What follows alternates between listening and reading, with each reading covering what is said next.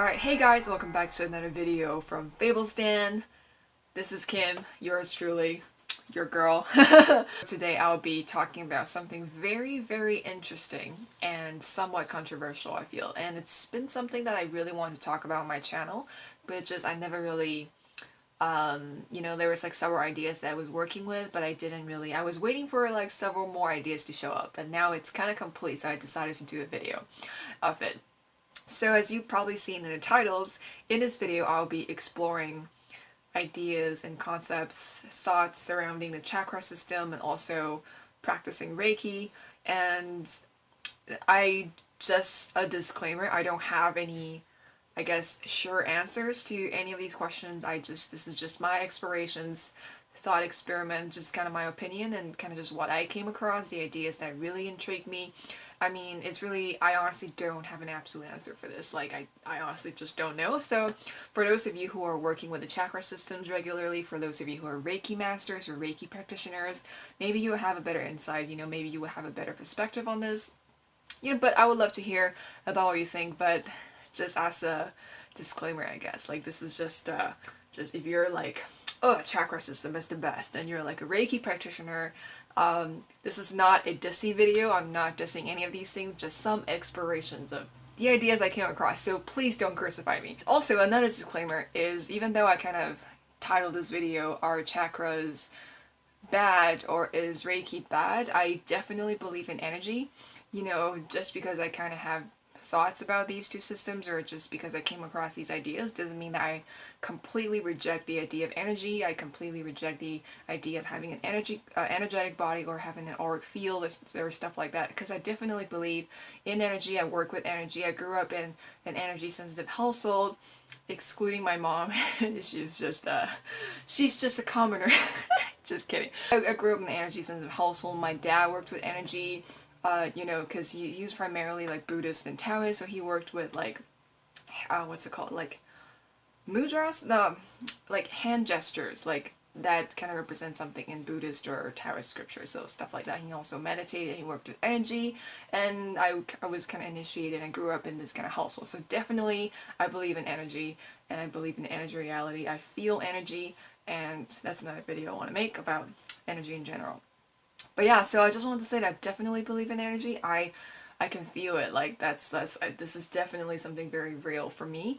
But I guess just I think I want to explore like how we sort of frame these idea of energy, how we sort of conceptualize them, maybe in human terms. And I just want to explore some ideas and then put some ideas out there and just show you what I came across. Okay, so without further ado, let's go. Let's start with, I guess I'll start with Reiki, because chronologically speaking, that came first. So I've always been interested in energy and also energy healing. And there was a point in my life where I feel like the people around me, my family, my boyfriend at the time, could really use my help. And I didn't want that to, I don't mean that as a really presumptuous way, as in like, I'm this angelic figure, I'm gonna save everyone. But I just feel like at that point in my life, I just feel like people around me are going through a lot of stress, and I kind of feel like I was also, the interest in energy and Reiki was also kind of peaking, so I feel like this would be a good opportunity for me to become more expanded in the, I guess, the energy, the field, the study of energy, and also I could be of service to the people I love and the people I care about. So I signed up for a Reiki class. And basically, long story short, and I was initiated, I actually received a Reiki treatment first. So I actually went to the teacher that I was working with at the time, and then I sort of booked a Reiki session just because I want to get to know her and then just get a feel of what kind of teacher she is. And I got a Reiki session, and there was some pretty interesting insights just based on the energy that she read from me, but I'm not going to share that here because it's kind of personal. But yeah, afterwards I signed up for her class, and I was initiated into Reiki. There was the whole ceremony thing, and then I forget what the proper term is called, but I was initiated into Reiki. And on the day of, we learned about scanning auras, we learned about channeling the healing energy from the divine, and we kind of worked on each other like within a small group. So it was like this day-long workshop about Reiki. And afterward, and then yeah, we were given like a binder with information and stuff like that. So, long story short, I was initiated into Reiki, and I practiced Reiki for a few weeks. And I don't know, maybe some of you read my blog post about I quit Reiki, so you might know the story. But basically, I quit Reiki after like a really short amount of time after being initiated into Reiki. And the reason being, it wasn't because I had a really bad experience. It wasn't like because anything negative happened. I quit Reiki, or I kind of feel like I don't like the word quit. I feel like I never really quit Reiki because I feel like I never quit energy. You know, energy is still a constant thing in my life. So I feel like not it wasn't like I completely rejected Reiki and it was gone. I didn't want anything to do with it or whatever. It wasn't like that. It was just kind of like I kind of took a step back. And the reason why I sort of took a step back was because so I was practicing Reiki, it was really cool. I could really feel the effects. I was more sensitive to energy, but it actually wasn't that big of a leap because I was expecting that maybe after my initiation into Reiki, I would just boom, suddenly have psychic vision or something, just be so in tune with energy and everything. I think I've always been in tune with energy, so after the initiation, I actually didn't feel that much difference. So maybe that was why I was a little bit disappointed, but that wasn't the reason I quit. So the reason I quit was because I talked to this really close family friend, and he's also an energy worker. And basically, he told me that Reiki is something. It's interesting. What he said was he gave me the analogy of like kind of like two electronic devices or something. So each of us, he says, we all have a very unique energetic imprint. It's in our DNA. Like our frequency is different. Every single person's frequency is different. And by channeling Reiki, say I channel Reiki to another person in, you know, with the intention of providing healing or emotional healing and relief, that kind of stuff. Like your intention is good, but by channeling that energy, because you're the two of you, the frequency is different. It's kind of like plugging an electronic device to an energy output that is not of the same frequency. And the only thing that's going to happen if you do it often enough is you're going to short circuit. It's going to hurt your energetic body. So that's what he said. Because the only thing that is sort of bigger than this reality, that's bigger than this sort of energetic limitations that are sort of placed upon us because their frequency is different, like the only way to bridge that is to sort of almost be of a different dimension or something. And then he used the word the force. So it sounds really Star Warsy. So I don't really know because I definitely don't have that kind of energetic vision. I don't really know what he's talking about. I mean, I kind of do, but I never felt that. So, but what he was saying was basically it's impossible to really channel that energy without hurting yourself. And ultimately, like long term, in the long run, it's not really good because you're tapping into that person's frequency and there's going to be friction because your frequency can't sync because no matter how hard you try, it's going to be different. That's basically what he said. And of course, it gave me some food for thought, so I decided to do some of my research. So I kind of went onto the internet and I started looking into people who have maybe had a negative experience of Reiki, or does Reiki really work? Do you have to quit Reiki? Does it really hurt you? That kind of thing. So I did some research. And of course, most of the articles online are that, Reiki is a positive thing. It helps you heal, like, it helps you with your energy, yada, yada, yada. But I did come across a few articles written by Reiki practitioners or ex-Reiki practitioners saying that even though, like, there were positive effects from practicing Reiki, for their clients or for the people they healed. This Reiki practitioner in particular, I will link the article below. I hope I can still find it. I think he said that he had a dream, and the dream warned him about taking on the karmic burdens of his clients, and that it actually was hurting his energy field. His energy was being muddied by all the people that he came across, that he came in contact with, when that he sort of had an energy exchange with. So he was actually getting hurt from that, and he's been practicing Reiki for like over 10 years. And I think I came across another article which pretty much said the same thing. But I think other than that, that really was it. I really could not find anything else about Reiki, and I did some of my own thinking, because one of the things in that article that really stuck out. That was really stood out to me was Reiki sort of providing energy healing or energy relief sort of promoted the idea that the client themselves can't heal themselves. It's kind of like you're providing this external source of comfort and this external source of healing. And then by providing Reiki, you're sort of reinforcing the idea that healing can only be done through Reiki, or healing can, healing is a source outside of oneself. So I feel like that's really depends on the practitioner. I feel that really also depends on the person, because I feel like if you're practicing Reiki and then you're promoting the idea that you can only get healing from me, then that's obviously going to mess things up. But I feel like for the most part, I mean, I think most healers have the intention of like providing that relief, providing guidance, but not ultimately taking over that person's healing narrative, because it's not your narrative. Ultimately, that person has to take responsibility for that person's healing narrative. So I feel like, that's kind of like, I mean, I can see why. I could kind of see the idea behind it, and then I could understand where that's coming from. But I feel like that really depends on the situation. So, but I think, but I do resonate with the idea that I think by getting in touch with that energy, by tapping into the energy of Reiki, and by the Reiki symbols like the chokure and like a few other ones that I forgot, by tapping to those symbols, you're sort of exposing yourself to this vast energetic network that is not necessarily consisting of like 100% good people, because some people could have the ability to do Reiki, but that doesn't mean they're necessarily energetically in tune or clean, or they could be someone who's a little bit, it's like all kinds of people could be connected to that network, like that huge energy network. So that was something that I was a little bit concerned about, because definitely I don't want to plug myself in, because I know I'm already like a really energy sensitive person. I don't want to plug myself in not knowing how to, I guess, defend myself, or not knowing how to really cleanse myself from that, from the static, from that energy network.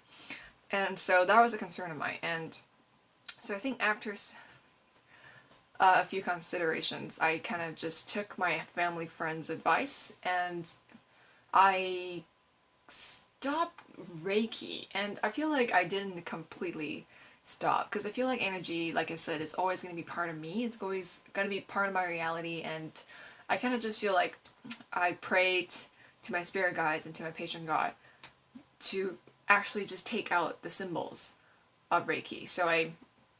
But I was still connected to the energy. Like, I guess I prayed so that my crown chakra is still open. I could still sort of communicate with energy, but I don't want to be part of that network. So did like a little ritual for that, and afterwards I did feel like, I just kind of gradually distanced myself from the Reiki symbols and everything. So it kind of just fizzled out. It just kind of faded out. Okay, so that's kind of how I went into the research of, is Reiki good? Is Reiki bad? What is the nature of Reiki? And then kind of how I stopped the Reiki practice. But I just want to say again that I did not stop my energy practice. I did not do that I did not reject just Reiki as a whole. It just like, at the time I decided that it wasn't for me. And another reason why I decided to kind of distance away from Reiki, I just feel like the teacher I met, I wasn't really into her style. I just feel like she didn't teach me anything. So it could be my experience with Reiki in my particular community. It was sort of like, it didn't really make me feel like I was kind of being nurtured and taught to, because it was sort of this feeling like my Reiki teacher at the time, she didn't really pose herself as a teacher, because I'm really like, when I learn something, I want an academic side. I want to be explained, like, I want people to explain things to me and walk me through, like, the process of Reiki. So, for example, how do you perform, like, an energy healing? It could be like, oh, everybody's experience is going to be different, but here are some of the things you could expect. I want, I want to be taught to, right? But then I just feel like the Reiki practitioner I worked with, I feel like her aura was kind of like, it's very mystical. I'm just gonna let the energy speak for itself, and then the right people will come to me, and then if they don't come to me, then it's fine. So I guess maybe some people are drawn to that vibe. They are okay with this sort of mystical silence, but not me. I wanted to be taught to. I wanted that teacher to be knowledgeable about her practice. I wanted my teacher to explain things to me, let me know what to expect, ask me questions, allow me to ask questions. But through the whole thing, it was just like a long period of silence. I wasn't, and I was like asking some questions, but I just feel like I was hitting dead ends all the time. Like I asked a lot of interesting questions, but then she didn't have any answer to any of the questions that I asked. And then I remember she was going through the Reiki pamphlet and some of the Reiki history and theories and stuff, and I asked follow-up questions and she didn't know how to answer them. And it was just, I just feel like I didn't learn much. Like even during the Reiki practicing session where we kind of practice Reiki on each other, like in class, she didn't provide a lot of instructions. So I feel like, I don't know, I wasn't, maybe some people are into that kind of like just, oh, hands off, like I will help you when you need me to, or you can just feel into Reiki or whatever. Maybe some people like that kind of style, but I didn't really like it. And I just feel like I wasn't being taught to, and I just feel like it wasn't, I just didn't like that environment. So it could be that my experience with Reiki wasn't an ideal one, at least for me personally, and I just didn't feel like I could go anywhere based on the experience that I had in the sort of no local New Age community. So that's another reason why I kind of distanced myself from Reiki, and it wasn't like Reiki as a whole, but it was maybe just my experiences with Reiki in that particular community. So that was another reason.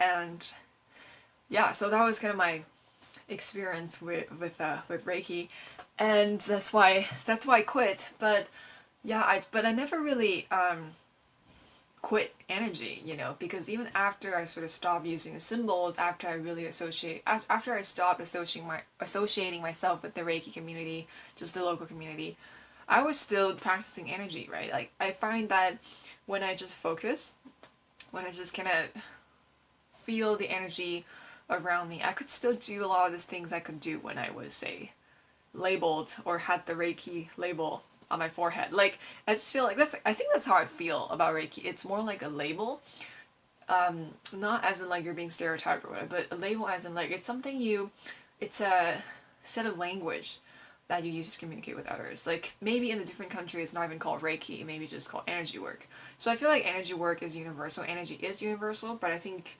with this particular branch, a conceptualized field of energy, like the study of energy, that known as the Reiki, it didn't really work out for me. So that's what I'm trying to say.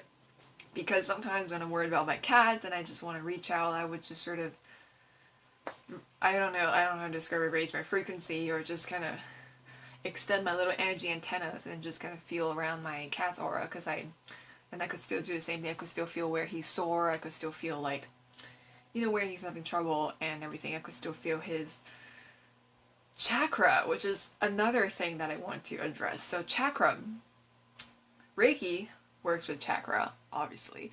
So this is the part 2 of my video. I think I'm going to split this video into 2 because otherwise it's going to get too long. So actually I'll just end part 1 here. I'm going to film part 2 right after this. So yeah, so that's kind of my experiences with Reiki and with energy, and this is not the whole story about, me and energy, and definitely want to talk more about it because I've never really talked about energy on this channel. Mostly tarot and nerdish stuff, but yeah, I never really talked about energy, so I'm definitely going to do that more. But yeah, I think for now, that was my experiences with Reiki, and I wonder what your experience with Reiki is. And then if you're a Reiki teacher or master or practitioner, how do you initiate your initiates? How do you initiate people? How do you introduce them to the world of Reiki? How do you make sure that they're comfortable, that they're learning what they need? Because for me, it was like kind of iffy. I'm a really inquisitive and curious person. I like asking lots of questions, and I hate it when people can't answer my questions. I just feel like I can't learn anything from you. So that's what was my feeling. And yeah, what do you think of this whole Reiki business? Have you ever experienced anything negative when it comes to practicing Reiki? Do you have any cleansing process or rituals to deal with that kind of stuff? Because maybe I just wasn't initiated properly, maybe I just wasn't really introduced to it properly. So it kind of just faded out. I kind of just fizzled out. But I would love to hear what your experiences are, what your thoughts are on the topic of Reiki, and stay tuned for the next video that I'm going to post, which is probably either going to be a few days later or on the same day or next week. But yeah, next video will be coming, and that's going to be about chakras. So yeah, let me know what you think, and I'm going to post part 2 of this video soon. and stay tuned for that. So until then, be the hero of your own story, and yeah.